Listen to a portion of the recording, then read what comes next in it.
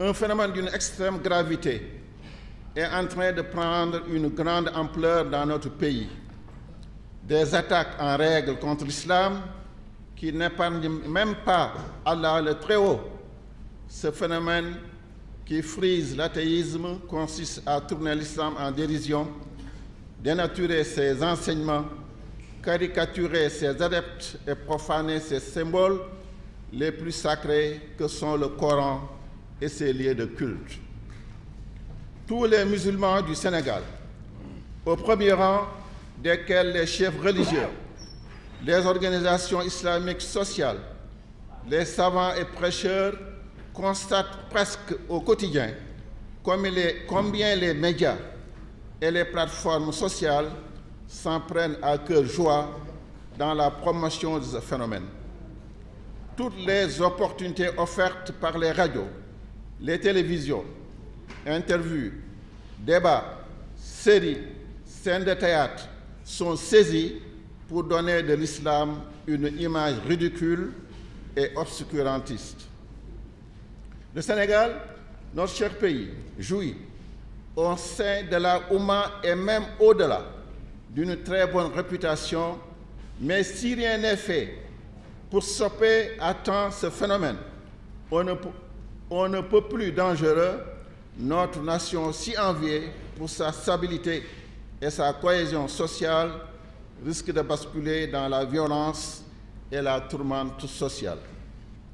Qui aurait pu imaginer que dans un pays attaché aux valeurs cardinales islamiques, au point de forcer le respect du monde entier, et singulièrement la Oumma, l'islamophobie atteindrait un tel degré?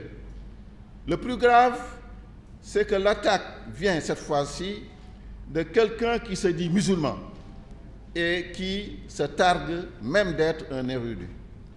Le sieur Ahmed Cissé a osé, sur un plateau de télévision, provoquer toute une communauté de foi en dénigrant Allah le Très-Haut, en portant des critiques acerbes sur le Saint-Coran. Il l'a fait avec une insolence et un cynisme tel que de partout fusent la réprobation et des appels aux représailles. Pour ne pas en arriver à une réponse violente aux conséquences imprévisibles contre ce genre de comportement qui commence à prospérer dans notre pays, les pouvoirs publics devraient prendre leurs responsabilités. Il leur faut d'urgence prendre des mesures drastiques pour conjurer les risques de déstabilisation de notre nation. C'est à cette fin que le Rassemblement des Sénégalais contre l'islamophobie, premièrement, invite les pouvoirs publics du Sénégal à adopter des lois à caractère dissuasif contre toute velléité de s'attaquer aux valeurs sacro-saintes de l'islam et d'introduire dans son arsenal juridique des dispositions aux fins de mettre définitivement un terme aux agressions récurrentes contre l'islam et tout ce qui le symbolise.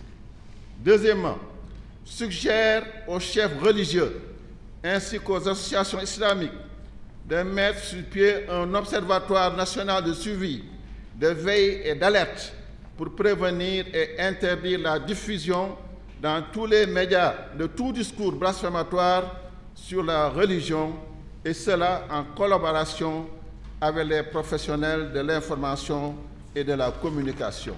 Troisièmement, appelle ces mêmes chefs religieux et responsables d'associations à procéder à l'élaboration à court ou moyen terme d'une charte nationale pour la normalisation du discours sur les questions islamiques au Sénégal.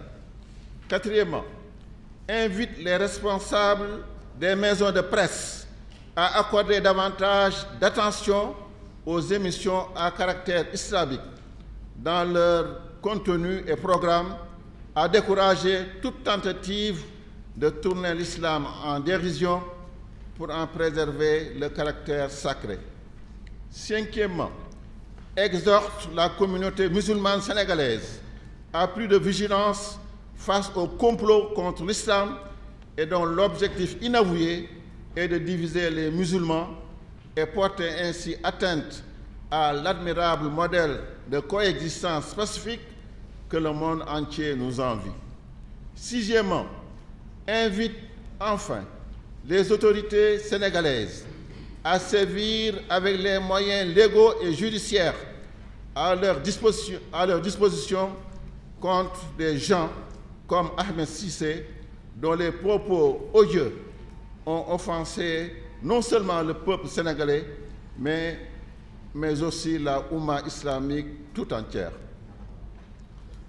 Allah subhanahu wa ta'ala dit dans la sourate At-Tawbah, ils veulent éteindre avec leur bouche la lumière d'Allah, alors qu'Allah ne veut que parachever sa lumière, quelque répulsion qu'en aient les mécréants.